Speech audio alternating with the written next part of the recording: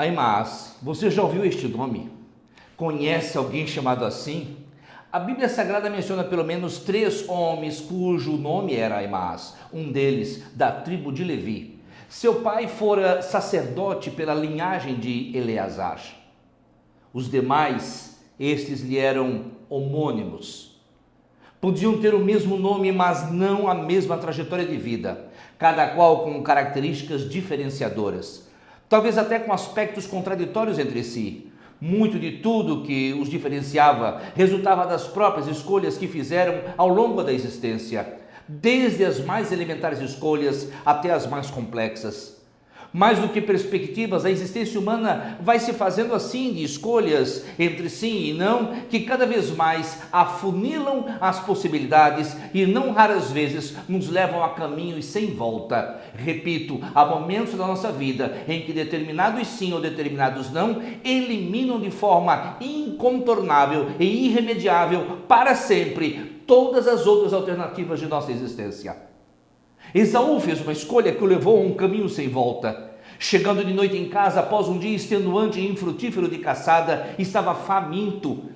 Jacó acabara de fazer uma deliciosa sopa de lentilhas. Esaú ofereceu a bênção da primogenitura que, anos depois, seu pai deveria proferir sobre si para, em troca, ter aquele prato de sopa. Depois se arrependeu amargamente. Não que a sopa não lhe aplacasse a fome e tampouco que não fosse apetitosa, mas porque se deu conta da desproporcionalidade entre a bênção que lhe estava reservada e as suas necessidades contingenciais. Chorou buscando retroceder no tempo e revogar o que fizera. Contudo, a Bíblia Sagrada revela que ele não achou mais lugar para arrependimento. Aimaas construiu seu próprio caminho, fez sua carreira, fez um nome. Não havia mais como escolher outro caminho, nem outra carreira, nem mesmo outro nome. Ele se tornara num Aimaas irremediavelmente distinto de qualquer outro Aimaas. Havia nisso alguns aspectos positivos, mas também havia nisso aspectos negativos. Apesar de ser filho de um sacerdote, Aimaas se notabilizou em Israel como mensageiro. Entre pastor e carteiro, Aimaas escolheu ser carteiro. Serviços como este remontam em seus primórdios ao século 24 antes da era cristã no Antigo Egito. Já no século 12 antes da era cristã, a malha postal incluía rotas comerciais, rotas postais, estações de pernoite e funcionários com atividades específicas de apoio, incluindo o controle da pontualidade e prevenção ao extravio de correspondência. Persas também se destacaram na organização do sistema postal e se ufanavam de manter o sistema em elevado grau de eficiência, mesmo para as suas mais distantes províncias. Inclusive inspirando os gregos na reestruturação de seus correios, que até então sofriam com a falta de unidade política decorrente das cidades-estado gregas. Cretenses e fenícios introduziram o uso de pombas treinadas para percorrer longos trechos e levar mensagens menores, muito embora a Bíblia Sagrada mencione que Noé usasse pombos e corvos para avaliar o nível das águas do grande dilúvio. Chineses, assírios, romanos, astecas e incas também se notabilizaram pelo desenvolvimento de sistemas postais. Alguns fatores eram da mais alta importância nesses sistemas. Pontualidade.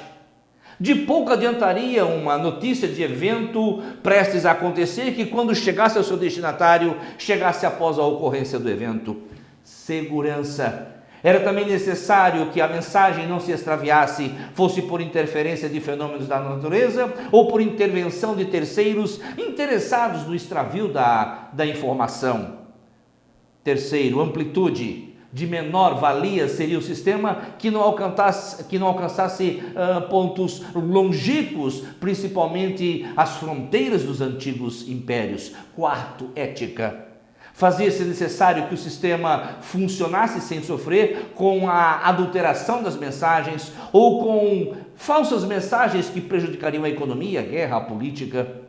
Quinto, funcionalidade. Era preciso, por fim, que o sistema não fosse demasiadamente complexo, perdendo-se em eficiência por conta de uma mega estrutura custosa e prejudicial à agilidade. O mensageiro era uma das principais peças desse sistema. Seria um homem corajoso, hábil, determinado, saudável, confiável, ético. Era de se presumir que assim fosse Ahimaás. Quando Davi teve seu trono ameaçado pela revolta comandada por seu filho Absalão, Ahimaás foi incumbido pelo rei de permanecer em Jerusalém. Jerusalém foi onde Absalão se estabeleceu. Isso sugere que Ahimaás fosse mais do que um hábil corredor, era também um homem de confiança do rei, que possuía coragem suficiente para permanecer em meio aos rebeldes, sem perder o equilíbrio emocional, sem ser desmascarado pelos rebeldes e disposto a correr o risco de morte em sair da cidade para levar mensagens a Davi. Óbvio que não sabiam os homens de Absalão que Ahimaás estava infiltrado para garantir a transmissão de informações a Davi. Isso fez se tornar um carteiro especial, na verdade, um espião a serviço de Vossa Majestade, capaz de fazer inveja a qualquer James Bond, o agente 007. Integrado à rede de espionagem de Davi, Ahimaás contava com outros companheiros, cada qual desempenhando a sua parte naquele serviço de informação. Tudo começava na sala do trono em que Absalão diariamente se assentava para tratar dos assuntos de Estado.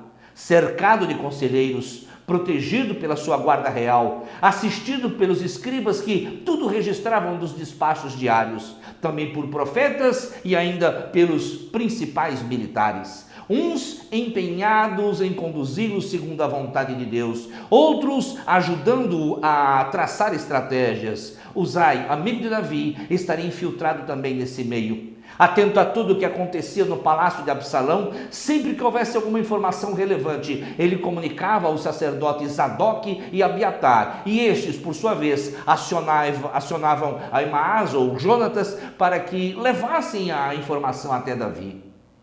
Havia algo honroso naquele momento, porque as informações vinham de Uzai para Zadok, e Zadok as transmitia a Ahimaás, pai e filho, trabalhando em favor do rei Davi. Ademais, era demonstração inconteste de que o sacerdócio levítico era militante nas causas políticas. Absalão tramou sair à caça de Davi, filho contra pai, por um trono. Uzai estava presente à hora dessa deliberação. Saindo dali, ele imediatamente comunicou aos sacerdotes Zadok e Abiatar qual era o plano de Absalão.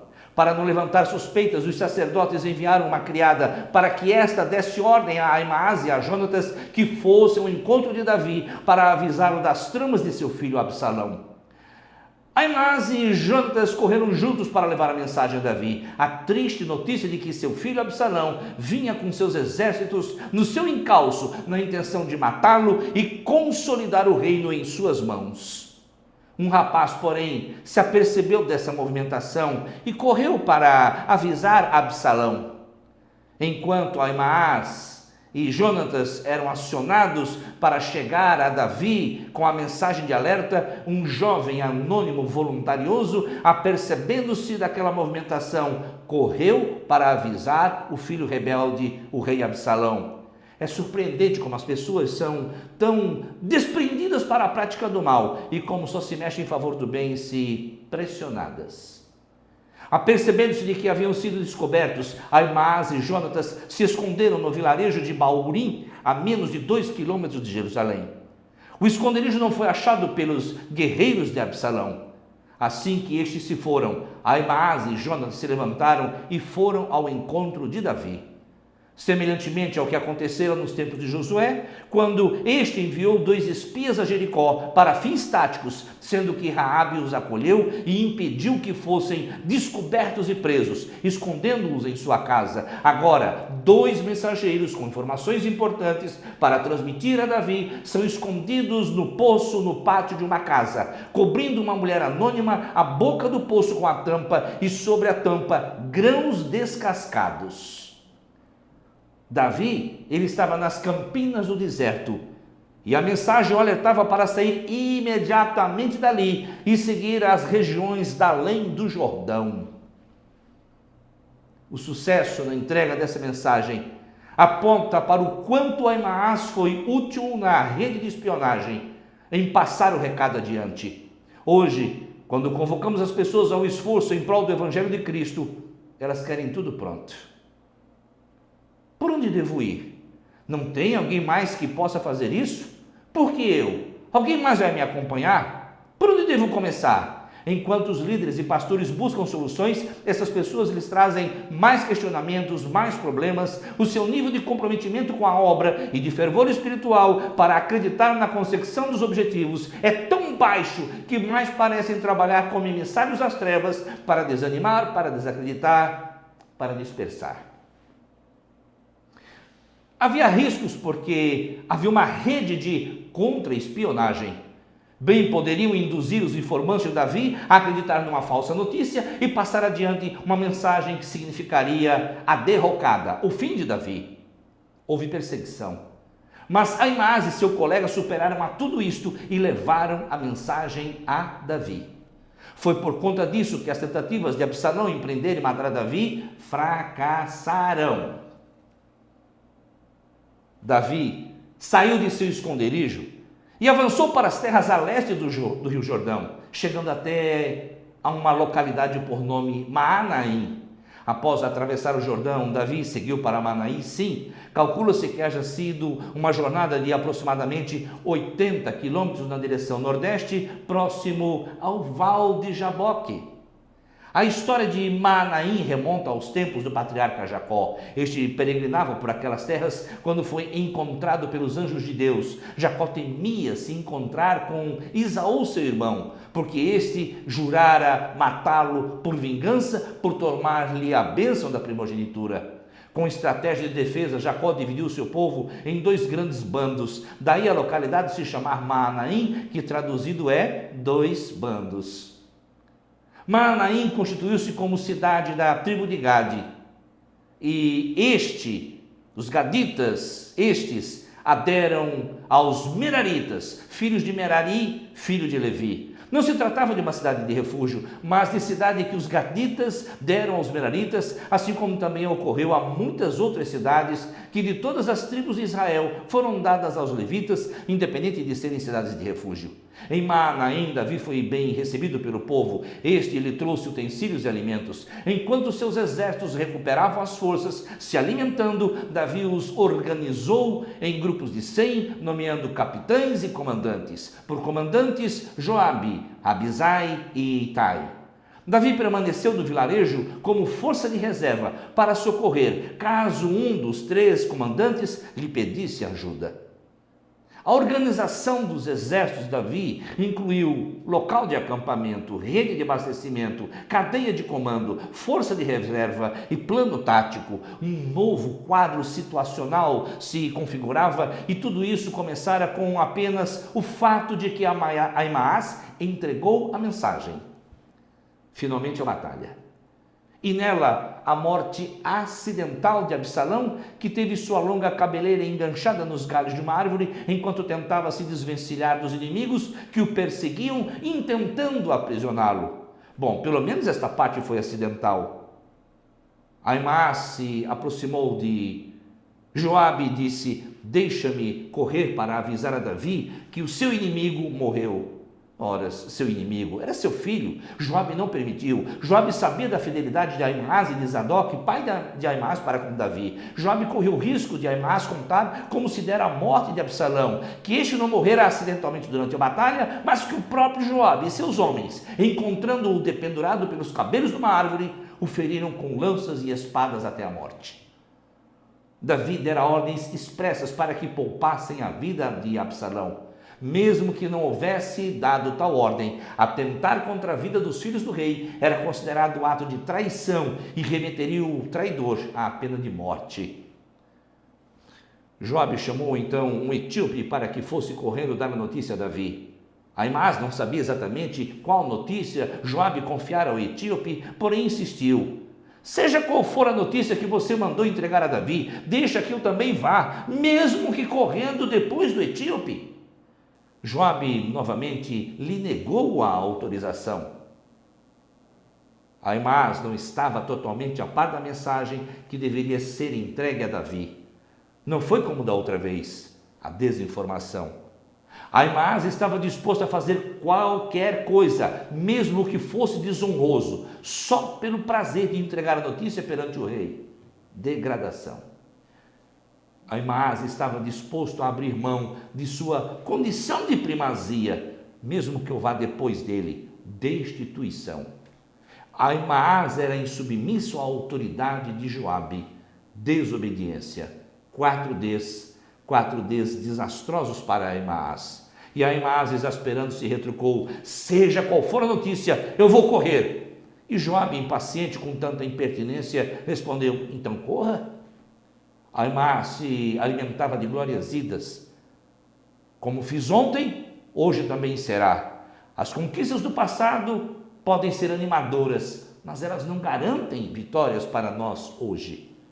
Nesse mesmo diapasão, Paulo escreveria à igreja de Filipos dizendo: quanto a mim, uma coisa faço, e é que, esquecendo-me das coisas que para trás ficam e avançando para as que estão diante de mim, prossigo para o alvo, pelo prêmio da soberana vocação em Cristo Jesus.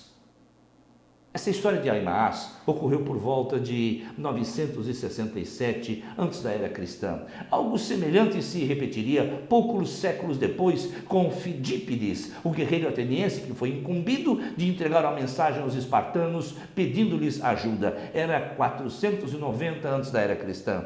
Fidípides retornou a Atenas e no dia seguinte seguiu para a cidade de Maratona, levando ao seu comandante a resposta dos espartanos. Estes se dispuseram a ajudar, mas por razões religiosas só o fariam após completar 6 dias.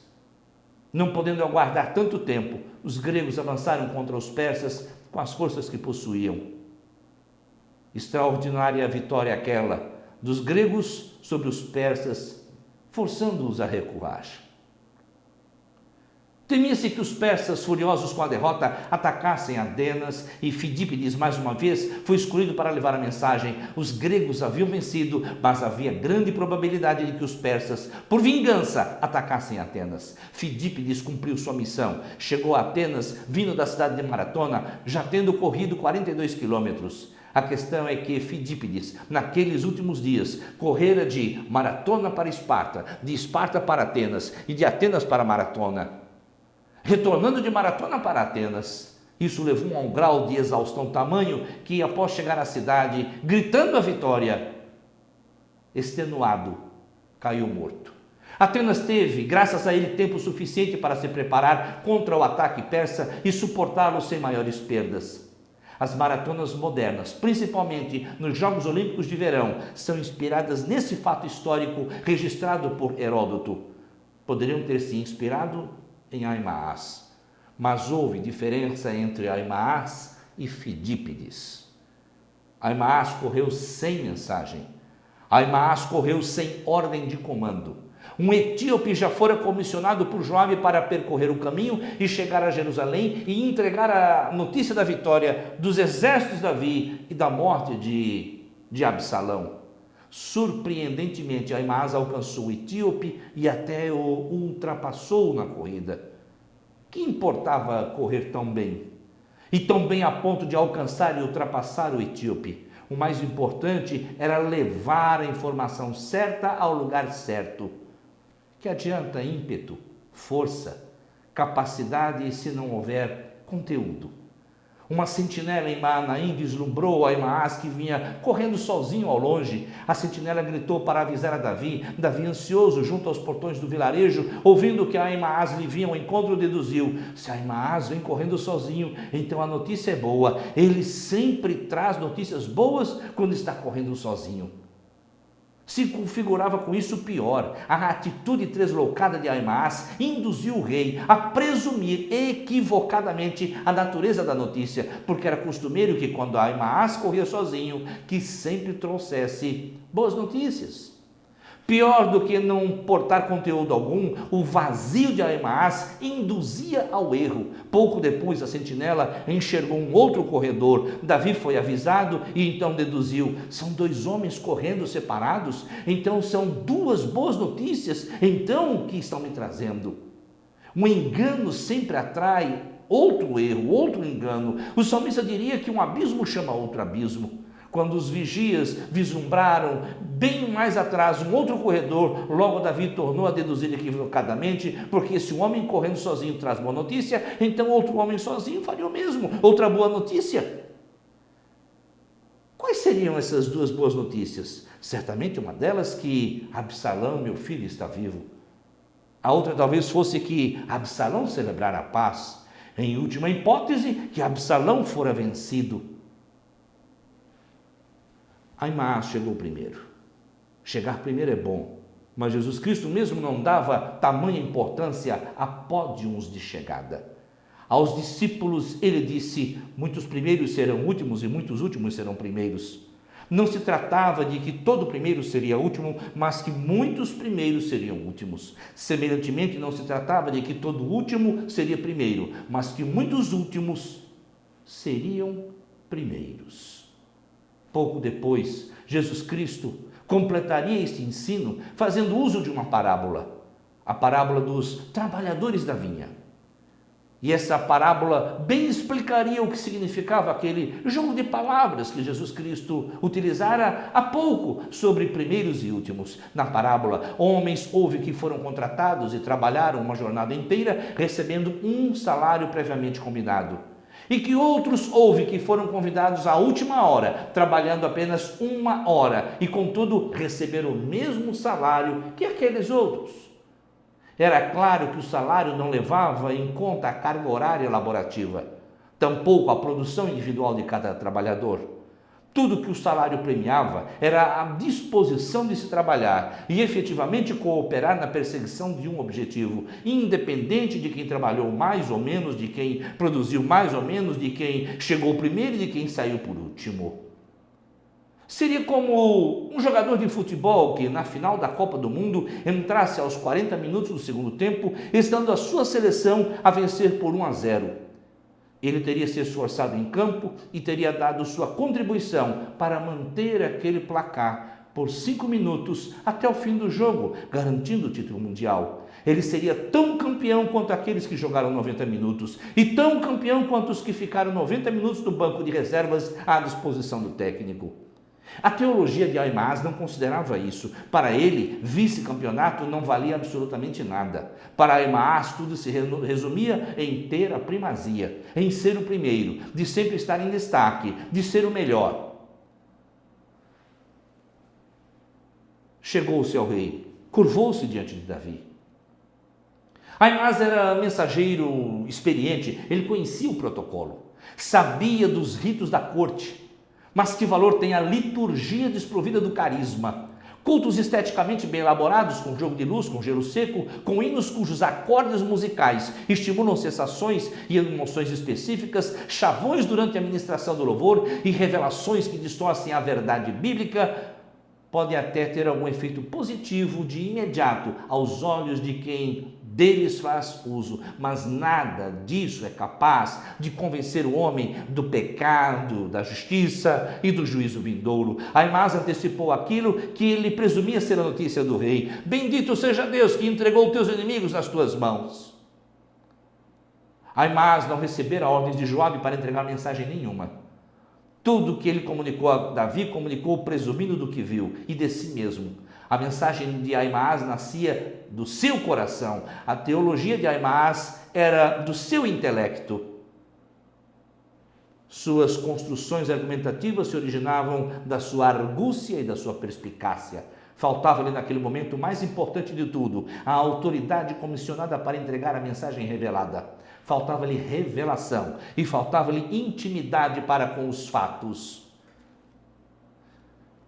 Aimaas acertou na mensagem, bendisse a Deus e comunicou ao rei que os seus inimigos estavam vencidos. Eram verdades, mas não basta que comuniquemos verdades, precisamos mais do que apenas sermões teologicamente corretos, mais do que apenas uma filosofia construída sobre silogismos.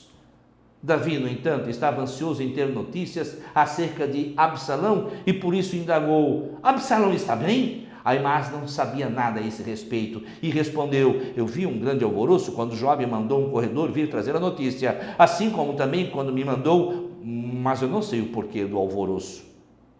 Aimaas estava incapacitado de vislumbrar o que realmente atordoava a alma do rei. Suas mensagens chegaram aos ouvidos do rei, mas não lhe conquistaram o coração. Davi as escutou, mas não as ouviu. O que de fato Davi buscava por resposta era do bem-estar de seu filho afoito, Absalão.